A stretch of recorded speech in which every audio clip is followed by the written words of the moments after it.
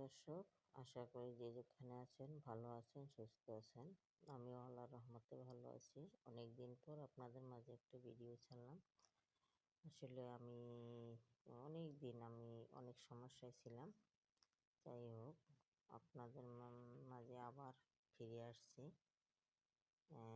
আস্তে আস্তে সব বলবো। তবে আমি একটা গের কাটছি গ্রামের বাড়িতে। গেরে আসলে টুকিটাকি কিছু গাছ লাগানো আছে। তা আমি আজকে একটা লাউ রান্না করব মুরগির গোশ দিয়ে, যে আমি নিজে মুরগি পালি সেই মুরগি জব দিয়ে একটা লাউ।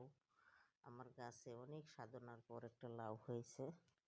সেই লাউটা আমি ভিডিও ছাড়লাম, প্রথম শুরু করলাম। যাই হোক, দেখতে থাকেন আমি ভিডিওটা কি করছি আপনাদের মাঝে শেয়ার করলাম।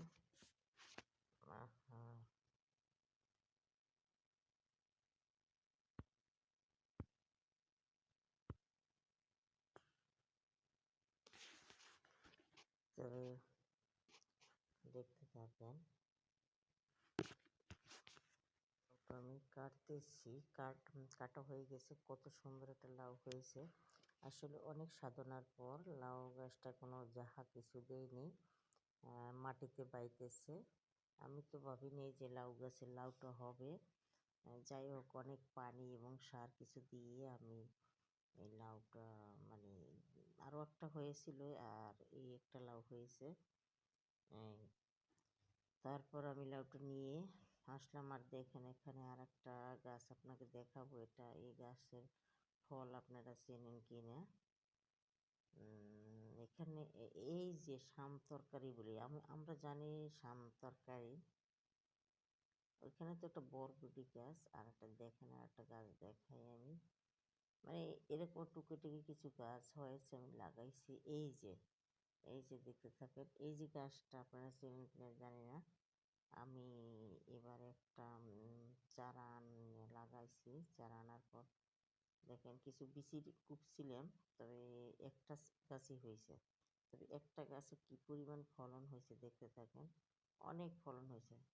তা আমি এইগুলা আবার পাকাইয়ে এবার বিচি তৈরি করব। বিচি তৈরি করে আবার আগামী বছর আমি অনেক গাছ লাগাবো ইনশাল্লাহ। এটার নাম হয়েছে, আমার বাসায় আমি জানি শাম তরকারি বলি।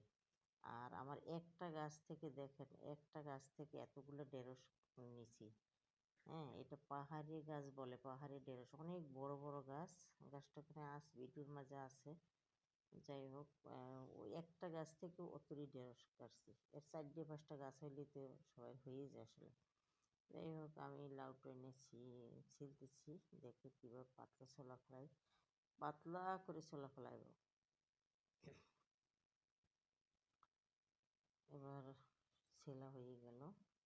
এবার আসলে আর একটা কথা, আপনারা অনেকেই জানেন কি জানেন না, আমাদের নবী লাউ পছন্দ করতো, কিন্তু সে লম্বা বলে এইভাবে লম্বি কাটতো।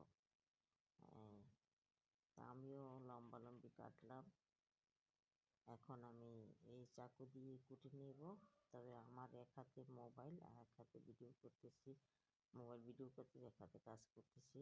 যেহেতু কাটার পর দেখাইতেছি, দেখেন কি কতটুকু পুরো ওই পরিমাণ কেটে নিলাম। এবার আমার মুরগির গোশটা ধুয়ে আসলে আমি আগেই ভুনতেছিলাম। আসলে এটা কিন্তু কাঁচা মরিচ দিয়ে আর কি আমি রান্না করতেছি, সেই জন্য তেমন একটা কালার হবে না। সব মশলা দিয়ে আমি ভুনা করতেছি, তারপর আমি এগুলো ছেড়ে দিলাম।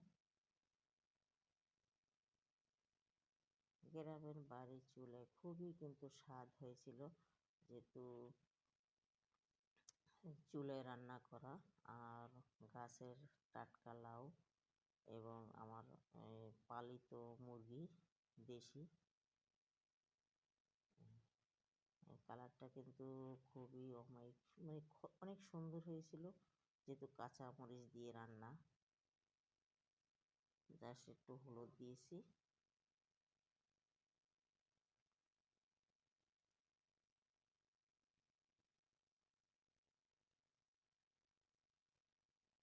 দেখতে থাকেন, দেখেন রান্না প্রায় শেষ। তো এইভাবে আমি আস্তে আস্তে আবার শুরু করব ভিডিও দেওয়া। ঠিক আছে, ভালো থাকেন সবাই। আমি এবার বিদায় নেব। সবাই ভালো থাকেন। আসসালামু আলাইকুম।